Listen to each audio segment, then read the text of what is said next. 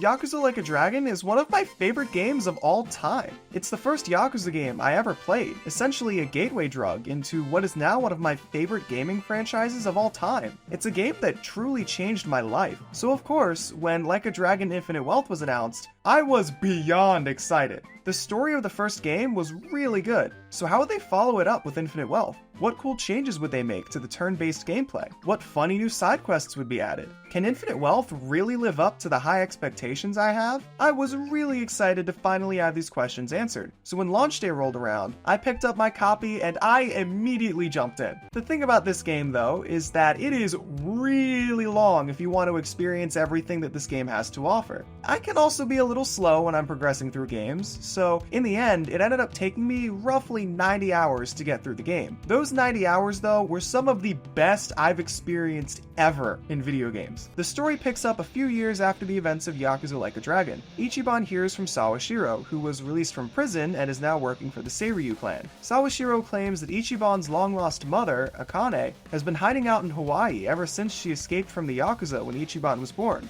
Sawashiro sends Ichiban to Hawaii to visit her as a way to pay it forward to Arakawa, but Ichiban quickly finds out that he isn't the only one looking for her. All of Hawaii's gangs are hunting her down too, so Ichiban must find her first and figure out why all those gangs are looking for her. There are a lot of cool new additions to Infinite Wealth. For the first time in the series, you get to play in a location outside of Japan. I think that Hawaii was done really well in this game. Admittedly, I've never been to Hawaii, but I've heard plenty of people online say that the game was really accurate, and I just loved going through the location. I also loved all the new characters that the game introduced too. I think they all made great additions to the story. Infinite Wealth didn't just focus on Ichiban or any of the new characters though. Kiryu makes an appearance as well. He's battling cancer, but in classic Kiryu fashion, he still insists on helping Ichiban find his mom. The story does an amazing job with the two of them as protagonists rather than just one of them. It uses Kiryu's story to honor the past Yakuza games, and it uses Ichiban's story to lay the groundwork for the future. I thought that was really cool.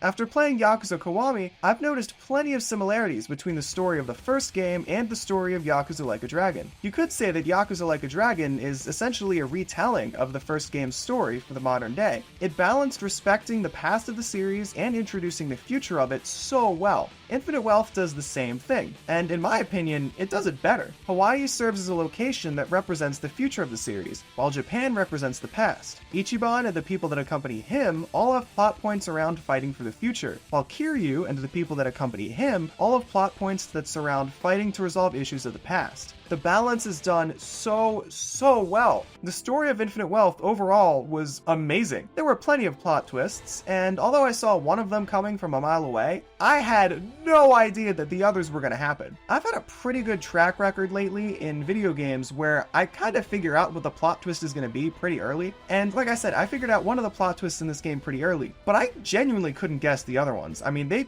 blew me away. The story was really good. The game kept me in suspense, and although I did my best taking my time and working through all of the side quests and side modes, I'd be lying if I said that I was never tempted to just skip all of the side content and power through the story to find out what happens next. Just like in the other Yakuza games, I felt a serious connection with all of the characters, and I truly cared about what would happen to them. I was glad to see Drinklinks make a return, since they did a stellar job immersing me in the game and feeling connected to the characters. Something as simple as just sitting down in a bar and listening to them talk about their lives for a few minutes is all it takes for the game to feel more realistic, like these are actual people with actual lives. I really loved Walk and Talk in Infinite Wealth, where you could hear a quick fact about a character's life by stopping at random spots throughout the map. Just like the Drinklinks, it's nothing crazy or mind-blowing, but something as simple as that makes the characters feel more real, which makes me feel more immersed in the story and the story feel more suspenseful. Speaking of characters, how could I talk about the characters without talking about Ichiban? Ichiban is, without a doubt, one of my favorite video game characters of all time. Maybe even my favorite. His character was a massive inspiration for me as I played through Yakuza Like a Dragon. Despite his terrible situation, he always stayed positive and did the right thing for others. He saw the best in others and looked past their flaws and their mistakes. I'm really glad that Ichiban in Infinite Wealth is the exact same person that he was in Yakuza Like a Dragon. Infinite Wealth had similar themes as Yakuza Like a Dragon, with one of them being starting over in life. Ichiban helped so many people start their lives over in Infinite Wealth, and it was really wholesome awesome to see that no matter what life threw at him or his friends, they all persevered. That probably sounds really cheesy, but it's just the truth. Ichiban was a huge inspiration to me once again. I get that he's not real, but still, seeing him do all that he did in Infinite Wealth makes me want to be a better person myself. I love stories like that, ones where I can walk away from them not only entertained, but a better person. Ever since I beat Yakuza Like a Dragon, I've been working my way through the Yakuza series. In all honesty though, I've been taking my time, so I haven't played through every mainline game. By the time I started playing Infinite Wealth, I had played through Yakuza Kiwami, Yakuza 2 Kiwami, Like a Dragon Ishin, Yakuza Like a Dragon, and Like a Dragon Gaiden, The Man Who Erased His Name. In order to enjoy the main story of Infinite Wealth though, it wasn't necessary to play through every single mainline Yakuza game. You really only had to play Yakuza Like a Dragon and The Man Who Erased His Name, and maybe Yakuza Kiwami. The game does a lot to honor the entire Yakuza series though. Like I said, Kiryu is battling cancer, so he's living his life like this adventure will be his last. In Infinite Wealth, there are different places scattered throughout Japan that you can stop at where Kiryu will reminisce on a moment from a past Yakuza game. Sometimes you'll even get a sub-story to play through. It was really fun to go to all the different spots throughout Japan and see the references to the games I had played. Even if it was referencing a Yakuza game that I hadn't played, it was still cool trying to figure out which game it was referencing or finding out a little tidbit of Kiryu's history. The Yakuza games have always done an amazing job making Kamurocho feel like a real place that you're exploring, and a real place that you actually live in. All the different characters feel like real people that you check in on with each new game, so all of the nostalgia that the game was bringing up was really cool for me, even though I was reminiscing on events that aren't truly mine. Kiryu would look at a river and think about how he threw someone into it, and I would get a little nostalgic too. I didn't throw someone in the river, but I'm still feeling nostalgic. Maybe that sounds kind of stupid, I don't know, but moments like that really add to the immersion of the game, and I think that's great. They were a really cool way to reference the previous games, but honestly, I don't think they held a candle to the lifelinks. Date makes an appearance in Infinite Wealth, and he's set on letting Kiryu get to see all the people he's gotten to know over the years one last time. The public is supposed to think that Kiryu died, however, so Kiryu has to be close enough to these people to see them and hear them, but far enough away so that he won't be found out. It was nostalgic and heartbreaking all at the same time. Like I mentioned earlier, playing the Yakuza games feels like you're checking in on old friends, so the lifelinks really hit me in the feels at times. Sure, there were a lot of them that referenced games and characters that I hadn't played or met, but it still felt like I was reuniting with an old friend that I haven't seen in ages. It was a wild feeling, but it was something truly special. Some of the best characters throughout the Yakuza series were being honored, and I think that was great. As for the gameplay, it's much better this time around. That's not to say that it wasn't good in Yakuza Like a Dragon, but Infinite Wealth just took it to another level. One thing I really liked about Yakuza Like a Dragon was that your position really mattered in battle because enemies could trip you if you had to run past them. Infinite Wealth now allows you to move a little bit before you take your turn, which is pretty useful. For example, you can move behind someone and get some extra damage for a back attack. Poundmates made a return, which is awesome because I really loved using it in Yakuza Like a Dragon. It can be a bit overpowered at times, but I mean, hey, I'm not complaining. If I was ever forced into a battle with a ton of enemies, I'd save my health and MP by simply spamming Poundmates. At a certain point in the game, the amount of money I'd be losing on Poundmates didn't even matter anymore because I had so much of it. Tag team attacks were another amazing addition to the gameplay. As you make your way through the battle, each character builds up a height meter, and when it's full, Ichiban and that character can unleash a special attack. There are also some attack benefits you can get by increasing your bonds with certain characters, like characters following up an attack. I loved that, since the game rewarded the player for taking time to bond with the characters. It also makes the characters feel more real, since after they've gotten to know each other better, they started fighting harder for each other. It's something small, but it's a meaningful addition that adds to the immersion and adds some spice to the gameplay. Hands down though, the best change to the gameplay is Kiryu himself. The man is a weapon. All throughout the game, you're reminded of how highly Kiryu is regarded throughout the criminal underworld, and the gameplay tells you exactly why. Key to actions are a great addition to turn-based gameplay, but the best change to the turn-based gameplay is when it isn't turn-based at all. The dragon's resurgence attack lets Kiryu break the rules of the game and fight in a typical brawler style. That attack is overpowered as all hell. It was so much fun to wait for it to fully charge and then absolutely demolish people.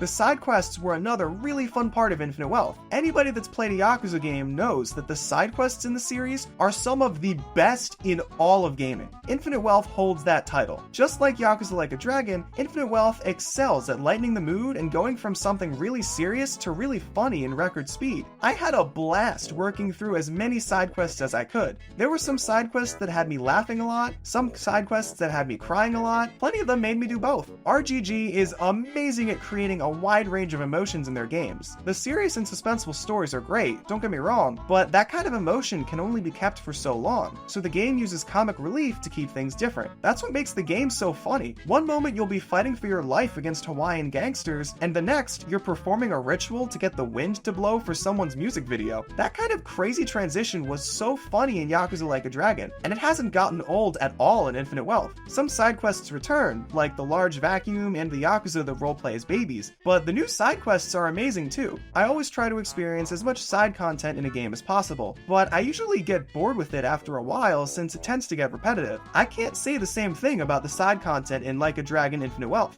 The side quests in Infinite Wealth are some of the best I have ever played in a video game. One series of side quests was Sujimon. The level of depth that RGG puts into each piece of side content is crazy, and Sujimon is a shining example of that. The Sujimon questline is basically a new Pokemon game. I mean, holy crap. It was a lot of fun trying to catch Sujimon and working my way through all of the gyms. I thought it was a really funny twist on Pokemon. That's not the only piece of Pokemon-related side content either. There's a mode called Sicko Snap, which is basically just Diet Coke Pokemon Snap. I can't even begin to describe how much time I spent playing Sicko Snap. I wasn't tracking how much time I spent, but the number of hours I spent on it is probably embarrassing. Pokemon Snap is one of my favorite games on the N64, so getting a mini Pokemon Snap game in Infinite Wealth was awesome.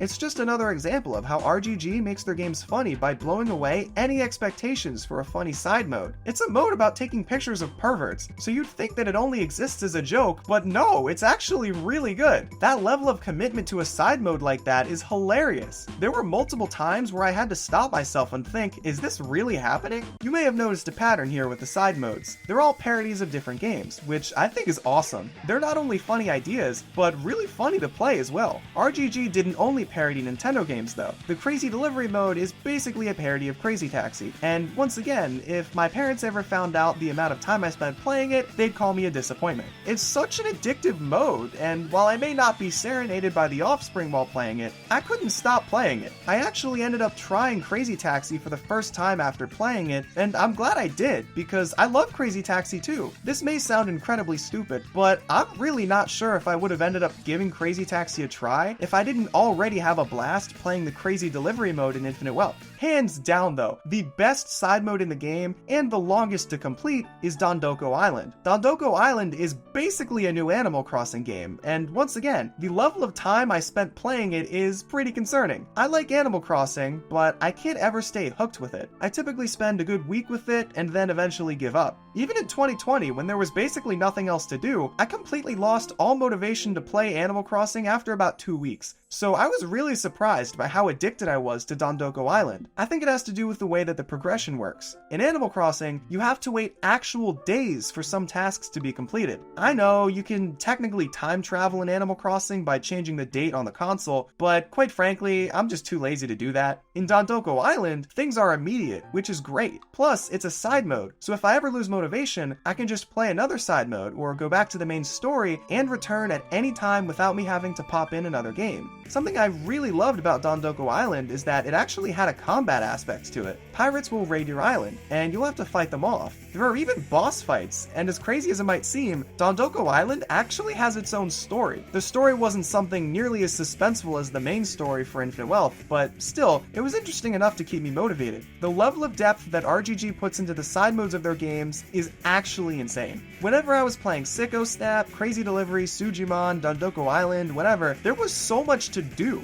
Infinite Wealth has so much content to play through when you're not actually playing Infinite Wealth. It gives the game so much value, and it makes things always feel fresh. It's so easy to take a break from the main story and get lost in the side content, so when I do actually return to the story, nothing feels stale or boring. That's something I really liked about Yakuza Like a Dragon, and personally, I think Infinite Wealth does it much better. The side modes in Infinite Wealth were much more fun in my opinion, and I was much more sucked into them than I was in Yakuza Like a Dragon. And that says a lot, because I spent a ton of time playing the side modes in Yakuza Like a Dragon. The music in Infinite Wealth is another aspect of the game that I thought had a serious upgrade. It was hard to imagine the music getting any better than what we had in Yakuza Like a Dragon, but I think that RGG did it. There were multiple points in the game where I put my controller down and just vibed with the music. The music in the game's intro was amazing, and the same can be said about the game's finale, as well as literally any song in between. My favorite song in the game, though, had to be Brutality Rebuild. That song went so hard. Brutality was an amazing song in Yakuza Like a Dragon, but it got a serious upgrade for Infinite Wealth.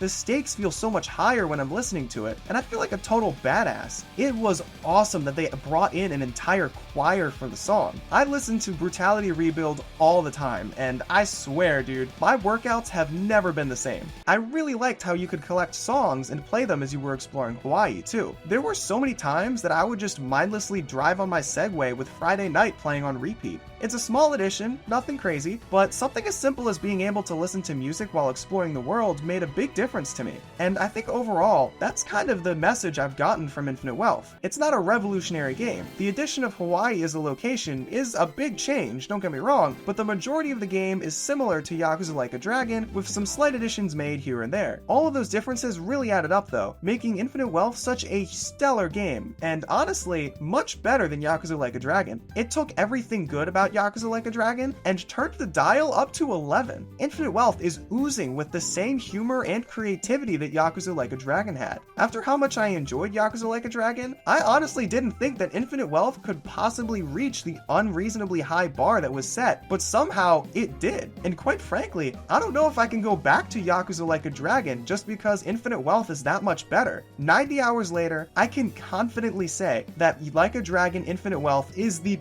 perfect sequel, and I cannot wait to see what RGG cooks up next.